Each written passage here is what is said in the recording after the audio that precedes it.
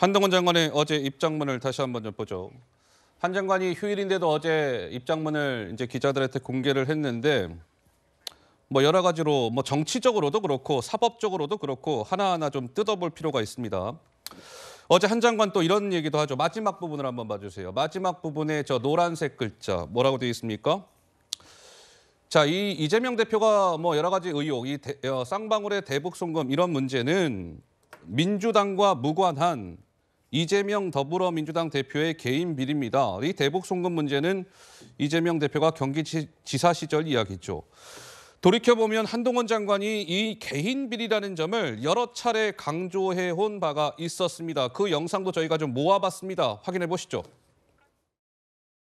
다 아시다시피 그 수사는 모두 다 지난 문재인 정권에서 시작한 수사죠. 문재인 정권이 사적 보복을 시작했다는 말씀인가요? 성남시에서 있었던 지역 토착 비리 범죄 혐의입니다. 그 사건들은 단 하나도 당과 관련된 사건이 아니라는 말씀을 먼저 드리겠습니다. 검찰이 통상의 지역 토착 비리 범죄 수사 절차에 따라서 공정하게 수사하고 있다고 생각합니다. 무엇보다 범죄 혐의 개수가 많은 게 검찰 탓은 아니지 않습니까? 대선에서 졌기 때문이다. 그렇게도 말씀하시는 것 같은데 만약 자기가 대선에서 이겼으면 권력을 동원해서 사건을 못하게 뭉갰을 거다. 이런 말처럼 들리거든요. 민주당 대표 이재명의 범죄 혐의는 없습니다. 오직 성남시장 이재명의 지역 토착 비리 범죄 혐의만 있을 뿐입니다. 이렇게 들으니까 진짜 그동안 여러 차례 이야기했네요. 한동훈 장관이. 그러니까 한동훈 장관의 주장의 요지는 양재열 변호사님, 뭐 이재명 대표가 맡고 있는 여러 가지 혐의들, 이재명 대표가 성남시장 재직 시절 또는 경기지사 재직 시절이다. 더불어민주당과는 무관한 개인 비리다. 이렇게 강조하고 있는 이유는 무엇일까요? 글쎄 이제 아까 뭐 일부 정치적 의견이냐 법적 의견이냐 가지고 말씀들이 있었는데 사실 법적인 걸로만 놓고 봤었을 때는 좀 재미없는 얘기지만 형사사건과 민사사건을 따졌을 때 형사에서는 항상 중심이 사람입니다. 그러니까 그 사람에 대해서 어떤 혐의를 가지고 처벌할 것인가를 따지는 거지 이 사람 저 사람 이 건 저 건을 따지는 건 아니거든요. 그러니까 법적인 의미로 따진다면 법무부 장관인 한동훈 장관께서 훨씬 더 잘 아시겠지만 저걸 저렇게 딱 구별해서 얘기할 수 있는지가 일단 의아하기도 하고요. 한동훈 장관은 아마 그런 식으로 이제 검찰 수사의 정당성 같은 걸 강조하시기 위해서 저렇게 말씀을 하시는 것 같은데 그래서 지금 이제 벌어지고 있는 일과 관련해서도 민주당에서 정치적 공세를 해서 회유나 압박을 하고 있다. 그리고 심지어 이거는 뭐 범죄를 지금 교사하는 것이다. 이런 식의 말씀까지도 하시는데 저는 참 의아해요. 이게 검찰이 가지고 있는 어떤 공권력이 가지고 있는 힘의 크기라는 것과 정치적인 목소리를 내는 것과 크기를 비교해 봤었을 때 민주당이 아무리 뭐 160석이 넘는 그런 다수당이라고 할지라도 큰 한계를 가지고 있거든요.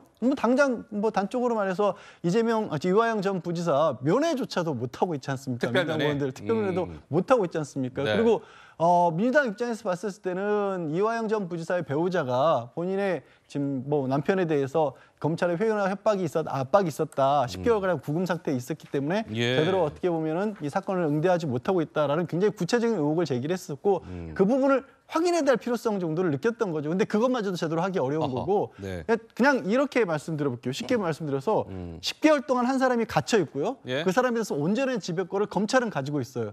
근데 그거를 민주당에서는 뭐가 잘못되고 있는지 확인해보고 있다고 했었을 때 어느 쪽에 회유와 압박이 가능할까요? 바깥에서 이런 목소리를 낸다고 이 이화영 전 부지사에게 회유와 압박이라고까지 할 수 있을까요?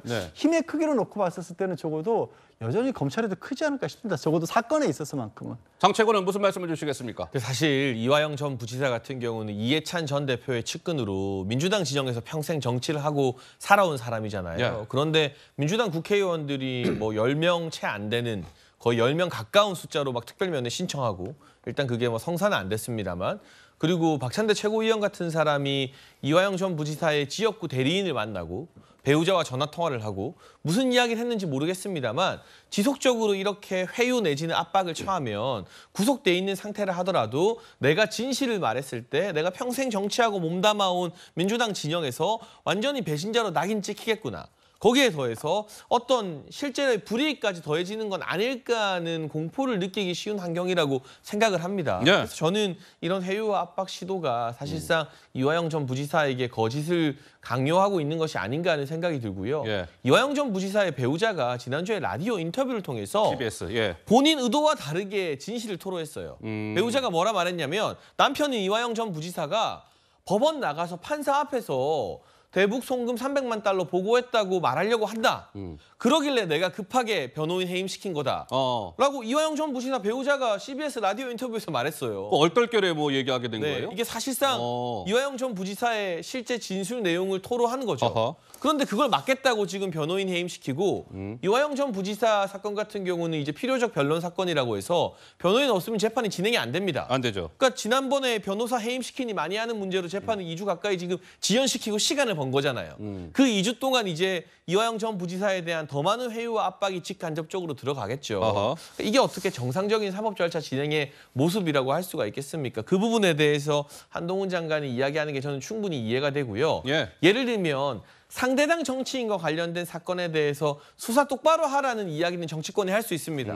그런데 염치가 있다면 자기 당 소속 정치인이나 대표, 네. 뭐 지도자에 대한 수사에 대해서 수사하지 마라. 수사하지 마라? 하는 방해나 논평은 예. 아무리 정치가 사법에 대해서 한마디 할 수 있는 자유가 있다 하더라도 예. 금도를 넘어선 게 아닌가 싶습니다. 금도를 넘어선 것이다. 장해찬 최고의 이 발언에 대해서 우리 서재현 위원장은 또 한 말씀 하시겠다고요? 네, 장해찬 최고위원이 저 오해를 많이 하시는데 네. 민주당은 주구장창 이야기하는 거고 주장하는 것이 우리 민주당 진영 수사하지 말라는 게 아니고요. 수사의 형평성, 검찰이 검찰답게 증거를 가지고 수사를 해달라는 겁니다.